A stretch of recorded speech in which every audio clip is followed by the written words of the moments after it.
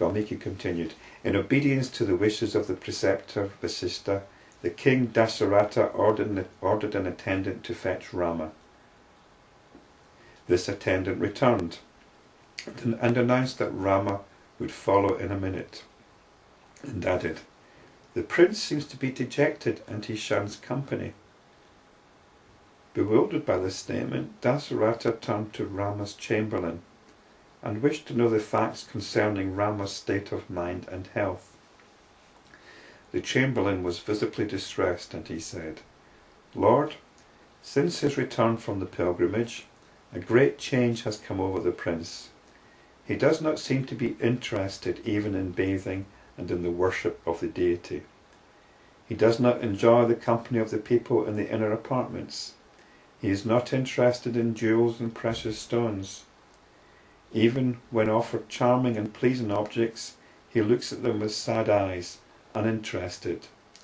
He spurns the palace dancers, regarding them as tormentors.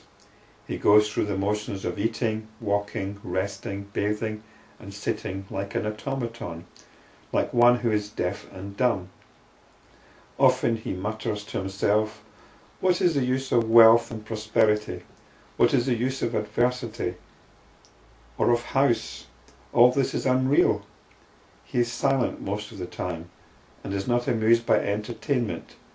He relishes only solitude. He is all the time immersed in his own thought. We do not know what has come over our prince, what he contemplates in his mind, nor what he is after. Day by day he gets more and more emaciated. Again and again he thinks to himself, alas, we are dissipating our life in various ways instead of striving to reach the Supreme. People wail aloud that they are suffering and that they are destitute, but no one sincerely turns away from the sources of their suffering and destitution. Seeing all this and hearing all this, we, his humble servants, are extremely distressed. We do not know what to do. He is bereft of hope. He is bereft of desire. He is attached to nothing, and he depends on nothing. He is not deluded nor demented, and he is not enlightened either. At times, however, it looks as if he is overwhelmed by suicidal thoughts, spurred by the feelings of despondency. What is the use of wealth, or of mothers and relations? What is the use of the kingdom, and what is the use of ambition in this world? Lord, only you can find the appropriate remedy for this condition of the prince.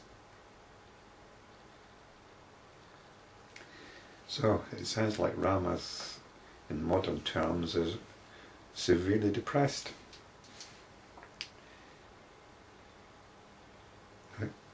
It sounds like quite a modern condition. So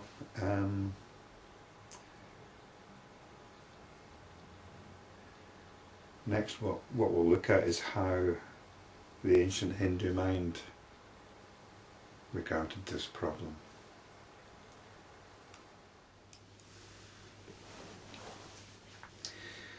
So, Rama, in modern terms, is depressed. He's bereft of hope. He sees no point in anything. He sees no point in wealth. He sees no point in ambition. And some are even thinking he might be suicidal. What is the point in living after all? What is the point of relationships? It's all random and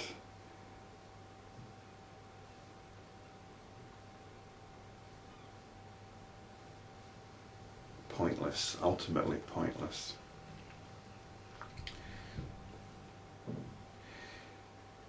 So the Chamberlain has reported Rama's condition to the court, and Visvamitra said, if that be the case, may Rama be requested to come here.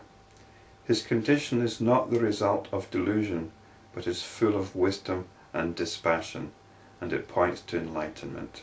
Bring him here, and we shall dispel his despondency. So there we go. It's not just depression, whereby we pop a few pills.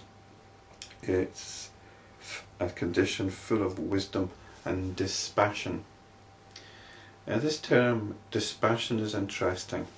This whole section actually is called the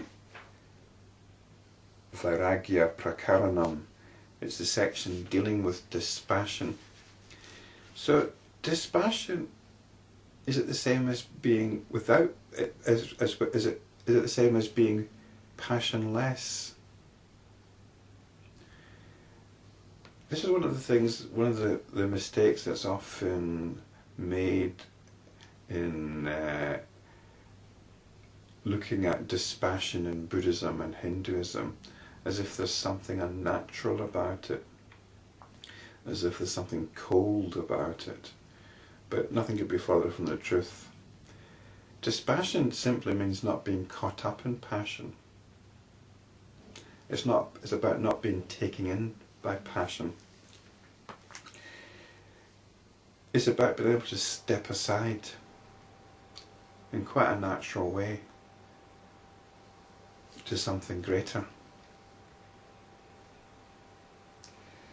Valmiki said, Valmiki who's telling this story, thereupon the king urged the chamberlain to invite Rama to the court.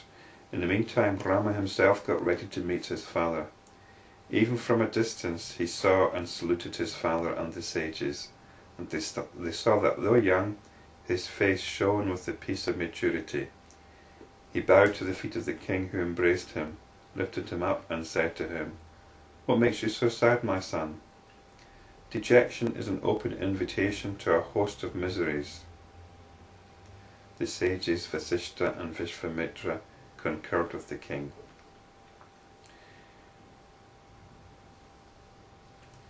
Dejection is an open invitation to a host of miseries. Yeah, if you're feeling dejected, then the tendency is to get into a mental, psychological state whereby you reinforce that sense of dejection. Rama said, "Holy sir, I shall duly answer your question. I grew up happily in my father's abode. I was instructed by worthy teachers. Recently I went on a pilgrimage. During this period, a trend of thought has taken hold of me, robbing me of all hope in this world. My heart begins to question, what do people call happiness? And can it be had in the ever-changing objects of this world? All beings in this world take birth but to die. Then they die to be born. I do not perceive any meaning in all these transient phenomena, which are the roots of suffering and sin. Unrelated beings come together, and the mind conjures up a relationship between them. Everything in this world is dependent upon the mind, upon one's mental attitude. On examination, the mind itself appears to be unreal, but we are bewitched by it. We seem to be running after a mirage in the desert to slake our thirst.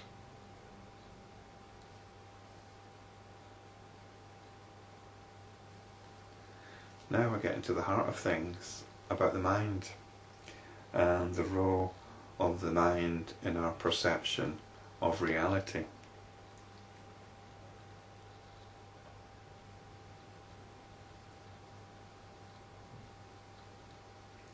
Sir, surely we are not bond slaves sold to a master, yet we live a life of slavery without any freedom whatever. Ignorant of the truth, we have been aimlessly wandering in this dense forest called the world. What is this world? What comes into being, grows and dies?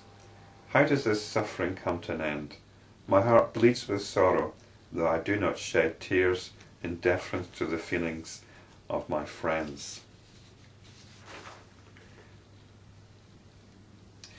So he's questioning life, basically, social life, what people get up to, why we're born, what the whole world's about. I suppose you could call it an existential crisis, but it's not just something which is going to come and go, which will pass over. It's something which needs to be looked into, which needs to be pursued.